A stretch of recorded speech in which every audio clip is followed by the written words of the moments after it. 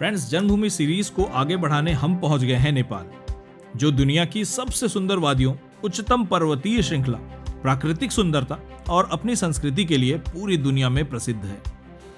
इसके अलावा कुछ और भी है जो कि इन श्रृंखलाओं से भी ऊंची है, इसकी सुंदरता से भी सुंदर है। त्याग, तपस्या और मानवता को अपने आंचल में संजोए हुए महाकाव्य रामायण की एक कड़ी यहाँ से ही शुरू होती है। तो जन्मभूमि सीरीज के मुख्य पात्रों जैसे राजा जनक और माता सीता के जन्म के अलावा आज हम एक्सप्लोर करने वाले हैं मिथिला के जन्म की भी कहानी। तो चलिए चलते हैं रामायण की कुछ बहुत ही कम प्रचलित कहानियों और लोक कथाओं की यात्रा में।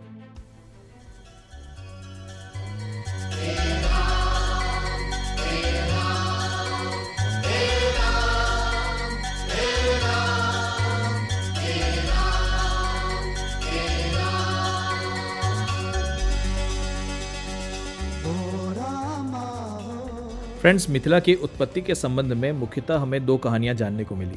पहला शतपथ ब्राह्मण से और दूसरा श्री विष्णु पुराण से। कहते हैं कि अग्नि वैश्वानर ने कभी इस क्षेत्र का स्वाद नहीं चखा था और इसी वजह से ये पूरा क्षेत्र दलदलों और जंगलों से भरा हुआ था और यही कारण है जिसकी वजह से आर्य लोग कभी भी सदानीरा नदी के पूरब की तरफ नहीं आते थे। ये सब सुन के पहली बार में हमें भी उतना ही वेग और बिना सिर पैर कर लग रहा था जैसे शायद अभी आपको लग रहा हो, लेकिन जैसे जैसे हम कहानी में आगे बढ़ेंगे शायद सारी चीज़ें क्लियर होती जाएंगी। तो ये कहानी शुरू होती है आर्यगण के एक प्रधान जिनका नाम था माधव विदेद, जो इस क्षेत्र की खोज के लिए निकले थे। और चूंकि ये कार्य काफ़ी ज़्यादा दुर्लभ और कठिन होने वाला था, इस वजह से इस पूरे यात्रा का रहस्य उन्होंने रहस्य ही बनाए रखा और अपने मुख के अंदर अग्नि वैश्वानर को धारण करके वो अपनी यात्रा के लिए निकल पड़े। उन्हें इस यात्रा में साथ देने के लिए गौतम राहुगण भी शामिल हुए, लेकिन वो भी इस यात्रा के रहस्य से अभी तक अनजान थे और पूरे रास्ते भर वो पूछते रहे हम किस चीज़ को खोजने के लिए निकले हुए हैं। पूरे रास्ते भर गौतम राहुगण उनके साथ चलते चलते माधव विदेद का स्तवन करना शुरू कर दिया और इसी क्रम में उनके मुंह से गलती से तंत्वा घृतस्विमा शब्द का उच्चारण हो गया और घृत शब्द सुनते ही जो अग्नि वैश्वानर माधव विदेद के मुंह में विराजमान थे वो अचानक वहां से बाहर निकल पड़े और पूरे जंगलों को जलाना शुरू कर दिया।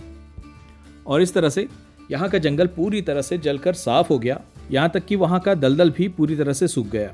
अब माधव विदेद ने अग्नि वैश्वानर से पूछा कि मैं कहाँ रहूं। इस पर उनको जवाब मिला, तुम सदानीरा नदी के पूरब की तरफ रहो। अब चूंकि माधव विदेद ने बोलना शुरू कर दिया था, गौतम राहुगण ने उनसे कहा कि मैं पूरे रास्ते भर आपसे इस यात्रा का रहस्य पूछता रहा लेकिन आपने जवाब नहीं दिया, ऐसा क्यों? तब माधव विदेद ने उत्तर दिया कि मेरे मुंह में अग्नि वैश्वानर थे जो कि मेरे बोलने पे बाहर आ जाते, इस वजह से मैंने आपके प्रश्नों का उत्तर नहीं दिया। तो इस तरह से सदानीरा नदी, जिसे गंडक नदी के नाम से आज जानते हैं, से पूरब क्षेत्र पूरी तरह से साफ हो जाने के बाद लोगों ने यहाँ बसना शुरू किया और यही क्षेत्र विदेह भूमि के नाम से भी प्रसिद्ध हुआ है। फ्रेंड्स, ये तो थी कहानी वाली बात, लेकिन इसको वैज्ञानिक कसौटी पर जब हम तौलते हैं तो कुछ और भी बातें हैं जो सामने आती हैं जो इस कहानी को काफ़ी हद तक जस्टिफाई भी करती है।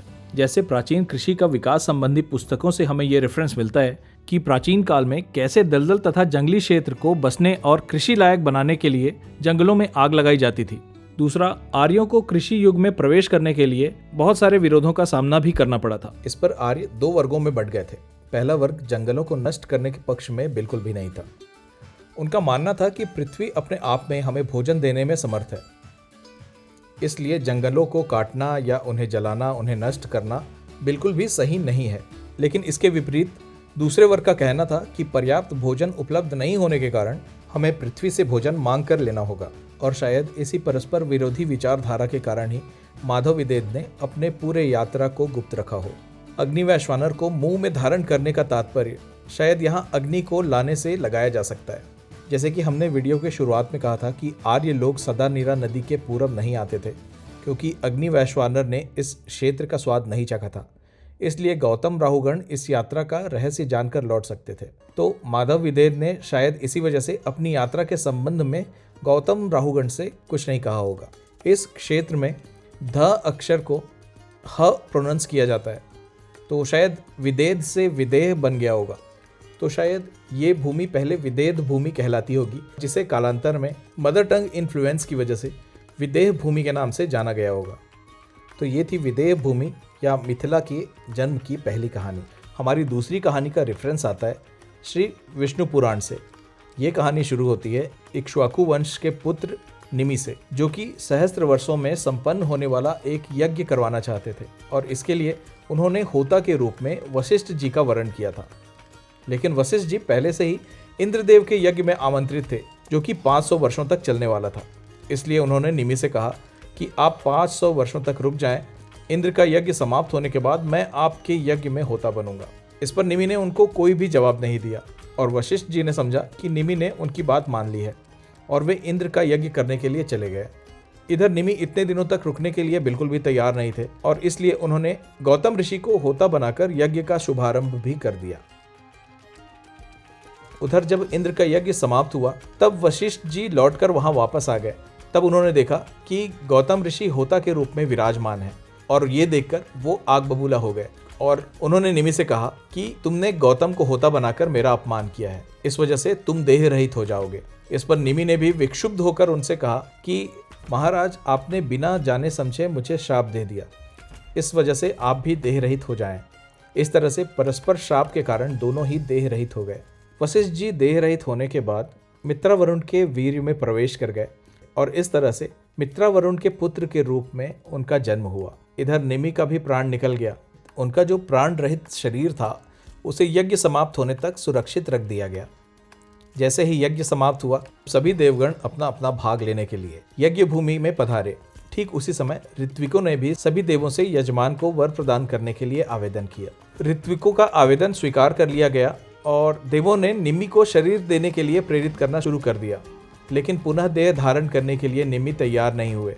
उधर निमि शरीर विहीन हो चुके थे और इधर राजा के अभाव में लोगों को अराजकता का भय सताने लगा था।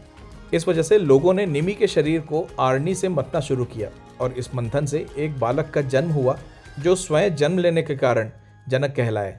बालक का पिता विदेह होने के कारण वो बालक विदेह के नाम से प्रसिद्ध हुआ और उस बालक का नाम मिथि भी पड़ा, क्योंकि उनका जन्म मंथन से ही हुआ था। और अब अगर हम इस कहानी के व्यवहारिक और वैज्ञानिक पहलू को समझें तो पार्थिव शरीर को मतने से एक बालक का जन्म लेना बिल्कुल भी प्रैक्टिकल नहीं मालूम पड़ता है, क्योंकि जन्म के लिए माता पिता के संयोग की आवश्यकता होती है और बिना रज और वीर्य के कोई कैसे जन्म ले सकता है। इस कथा में वीर्य की तरफ तो संकेत है, लेकिन रज की तरफ बिल्कुल भी नहीं। दूसरा, इस कथा से ये बिल्कुल भी स्पष्ट नहीं है कि विदेह भूमि को खोजने वाले निमि ही थे। तो हम ये भी कह सकते हैं कि इस कथा में, इस कहानी में जो भी सच्चाई है वो हमें खोज की तरफ नहीं बल्कि राजा बनने की तरफ मोड़ती है। इस बात की पुष्टि कुछ इन तथ्यों से भी हो जाती है। जैसे ऐतरेय ब्राह्मण ग्रंथ के अनुसार देवासुर संग्राम में देवों की पराजय हुई थी और इस पराजय के संबंध में देवों ने ये कहा कि असुर इसलिए विजयी हुए क्योंकि देवों का कोई राजा नहीं था, इसलिए हमें एक राजा चुनना चाहिए और शायद इसी सोच के आधार पर वैदिक युग में राजतंत्र की शुरुआत हुई होगी।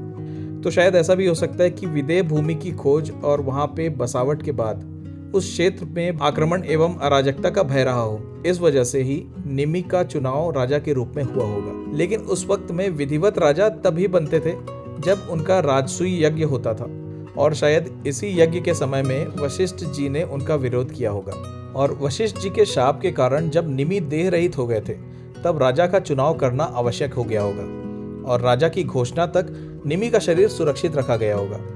इसी बीच काफी गंथन मंथन करने के बाद उस बालक का चुनाव हुआ होगा और शायद इसी प्रयास को मंथन कहा गया, जिसके आधार पर उनका नाम मिथि पड़ा होगा। तो फ्रेंड्स, ये थी मिथिला के जन्म और राजा जनक के अवतरण की कहानी। कहानी में अभी और भी बहुत सारी चीजें बाकी हैं कि कैसे रावण के पाप और कपट से ही उसके अंत की शुरुआत हुई, कैसे माता सीता का जन्म हुआ, कैसे भगवान शिव का धनुष राजा जनक के महल में आया और ऋषि दधीची के कपाल से भगवान शिव के पिनाक धनुष बनने की कहानी। तो आने वाले एपिसोड में हम ना सिर्फ आपको जनकपुर और सीतामढ़ी की सैर कराएंगे, बल्कि ऐसी बहुत सारी रामायण कालीन कहानियों को आप तक लेकर आएंगे जिनके बारे में आमतौर पर बात नहीं होती। इनमें कौन कौन सी कहानी आपको पहले से पता थी, हमें जरूर बताएं। मिलते हैं बहुत जल्द जन्मभूमि सीरीज की इस कड़ी को आगे बढ़ाते हुए। Stay tuned and keep watching AS Explores। जय श्री राम, नमस्कारम।